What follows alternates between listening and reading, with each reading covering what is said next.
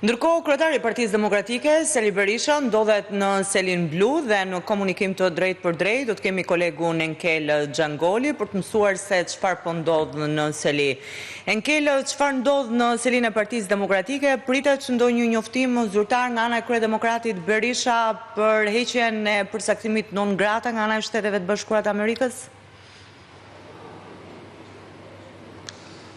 Në këtë moment që ne po flasim, zoti Berisha ndodhet në Selinë e Partisë Demokratike, pra në katin e dytë të saj në zyrën e tij, por nuk ka një njoftim nëse zoti Berisha do të ketë apo jo një deklaratë në lidhje me heqjen non grata nga Shtetet e Bashkuara të Amerikës, por duhet se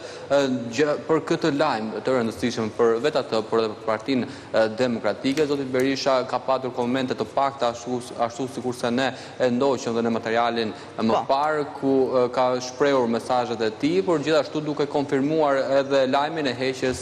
non gratës, e cila u vendos më 19 maj të vitit 2021, ku duhet të thënë që në atë kohë zoti Berisha e kundërshtoi duke cilësuar si shpifje të gjitha akuzat ndaj tij, madje duhet të thënë që pikërisht vendosja e non gratës shkaktoi edhe përplasje brenda Partisë Demokratike që çoi deri në vendimin e 9 shtatorit të Lulzim Bashës në atë kohë në krye të Partisë Demokratike për ta plashtuar nga grupi parlamentar i Partisë Demokratike zotin Berisha dhe që më pas nisën përplasjet mes Partisë Demokratike. Por për sa i përket pikërisht lajmit të sotëm pra heqjes non grata të zotit Berisha, deri më tani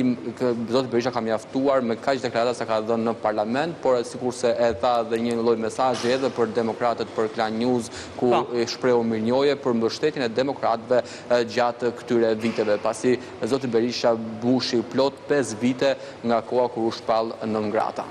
Ndërkohë edhe një pjesë Enkel e deputetëve demokrat kanë lënë në sallën e seancave plenare, ndodhen në Selinë e Partisë Demokratike?